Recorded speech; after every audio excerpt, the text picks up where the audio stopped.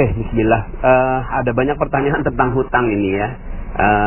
Sepertinya memang Anda mesti mengikuti beberapa audio-audio saya sebelumnya dan ya coba di kubek-kubek lagi channel Telegramnya. Jadi begini, hutang ini ya sesuai dengan ilmu yang barusan saya bagikan, yaitu the law of projection ya, bahwa kehidupan kita itu sesuai dengan apa yang kita pikirkan. Sama dengan sebuah proyektor ya, kalau ada proyektor, ada laptop, kemudian ada layar, maka isi dari layar itu sesuai persis sama dengan laptop ya. Jadi tidak mungkin ada laptop tampilannya A di layar laptop, kemudian di layar infocusnya atau di layar proyektornya B. Tidak mungkin, pasti sama. Kalau di laptop A, di layar A, gitu ya. Nah, begitu juga hukum ini berlaku dan terjadi pada kehidupan kita, bahwa kita punya yang namanya laptop. Laptop itu adalah pikiran kita, kemudian proyektornya adalah akal kita. Akal kita itu terus memproyeksikan, dia berfrekuensi 60.000 pikiran setiap hari. Tuing, tuing, tuing, tuing, tuing, tuing terus gitu ya. Sadar nggak sadar, suka nggak suka, mau nggak mau, tetap dia berfrekuensi. Anda tidur, Anda terjaga, Anda berbaring, Anda duduk, terus dia berpikir, terus dia berfrekuensi ya. Dan setiap kata adalah energi, setiap pikiran adalah energi, dan energi tidak bisa dihancurkan ya. Nah, itulah yang tercipta ketika dia terproyeksikan melalui akal kita, maka dia terproyeksi melalui nasib kita ya. Nah, nasib itulah layar ya. Maka the law of projection, apa yang ada dalam pikiran kita pasti terjadi di nasib kita ya. Ketika kita berpikir bahwa aduh jalanannya macet, maka pikiran kita macet, akal kita memproyeksikan macet. Akhirnya yang terjadi adalah kita sedang berdoa, ya Allah macetkan hidupku, macetkan rezekiku, macetkan kebahagiaanku, macetkan keharmonisanku. Akhirnya layar kita ya, yaitu nasib kita, jadinya semua macet. Cara terbaik dalam mengelola kehidupan kita, kita tidak bisa melawan pikiran. Pikiran nggak bisa dilawan, dia selalu berpikir. Yang bisa kita lakukan untuk pikiran adalah membelokkan ya. Bagaimana membelokkan? Ya kalau macet kita bilang wow penuh gitu ya, karena memang realitanya penuh. Kita tidak melawan realita, tapi kita mengikuti realitanya, coba kita ganti dengan bahasa yang jauh lebih positif. Ketika kita bilang, wah penuh jalanannya ya, ketika istri kita nanya, gimana Pak? Gitu kan, gimana Bi? Gimana ya jalanannya? Oh iya jalanannya penuh. Nah kita sekarang sedang apa? Sedang memproyeksikan penuh,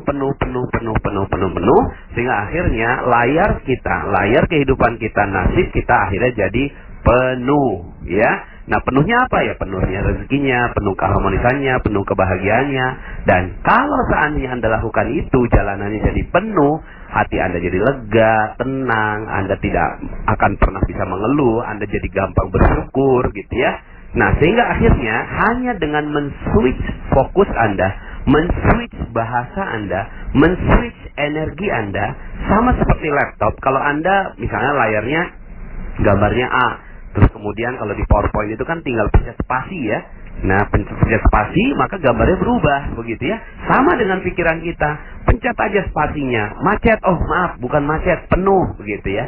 Nah, sekarang saya mau bicara tentang hutang ya. Nah, hutang, Anda mengerti tentang ilmu ini, hutang Anda langsung lunas dalam sekejap. Dalam sedetik lunas hutang Anda. Gimana? Waktu itu ada seorang yang datang pada saya, Pak Nas, hidup saya hancur. Wow, bagus saya bilang gitu ya. Kok bagus Pak Nas? Ya hidup saya hancur nih. Ya udah, coba cerita. Iya Pak Nas, iya saya punya banyak hutang. Wow, keren saya bilang begitu ya. Kok keren sih Pak Nas? Ini saya udah mau dipenjara gara-gara utang ini. Iya, coba gitu kan. Berapa utangnya? 200 juta Ustaz. Wow, banyak banget. Saya bilang keren betul kamu ini gitu kan. Dahsyat. Loh kok dahsyat Pak Ustaz? Ya ini saya nih udah mau pecah kepala saya gara-gara mikirin utang ini. Enggak, gini loh, saya bilang gini ya. Gini loh, zaman sekarang ini ya, dipinjemin 1 juta aja nggak gampang loh. Kamu itu dipinjeminnya 200 juta loh. Luar biasa loh kamu ini. Berarti kamu ini orang yang amanah, kamu ini orang yang jujur, kamu ini orang yang terpercaya. Sehingga akhirnya orang mau kasih duit 200 juta buat kamu. Sebenarnya tuh kamu gak punya utang. Kamu ini, yang kamu punya ini amanah. Maka ya, insya Allah jagalah amanah itu dengan baik. Ketemulah dengan orang yang memberikan amanah, berbaik-baiklah dengan dia, insya Allah hidup kamu akan jadi jauh lebih tenang. Oh iya ya Pak Nas ya, saya nggak punya utang ya Pak Nas. Iya dong, kamu nggak punya utang. Terus yang saya punya amanah ya Pak Nas. Iya, kamu punya amanah. Amanah ini jaga dengan sekuat jiwa saya, jiwa kamu ya. Kemudian dia bilang gitu, oh iya siap Pak Nas, saya jadi jauh lebih positif. Iya. Langsung lunas utangnya. Langsung lunas pada saat itu menggunakan law of projection. Kenapa? Karena di pikirannya, di laptopnya itu dia utang terproyeksikan, sehingga akhirnya apa yang terjadi? Nasibnya jadinya utang terus. Saya yakin orang yang seperti ini sampai kapanpun, sampai dia meninggal dunia, utangnya nggak akan pernah lunas. Tapi kalau dia switch menjadi amanah, maka amanah akan datang bertubi-tubi pada dirinya, ya. Amanah akan datang bertubi-tubi. Sekarang ini amanahnya 200 juta. Mungkin itu untuk modal toko, ya. Lalu kemudian setelah itu amanah datang berupa konsumen yang loyal, kemudian karyawan yang jujur, gitu kan, kemudian supplier yang baik hati meminjamkan barang dan seterusnya. Jadi amanah datang bertubi-tubi. Nah, sekarang pertanyaan saya, Anda yang masih punya utang, udah lunas belum utangnya sekarang? Dengerin ceramah saya. Kalau masih ada hutangnya, ya, maka Anda perlu pantengin lagi Telegram saya. Oke, ya. Sampai jumpa. Mudah-mudahan ilmu di Telegram Magnet Rezeki bisa bermanfaat untuk kehidupan Anda. Assalamualaikum warahmatullahi wabarakatuh.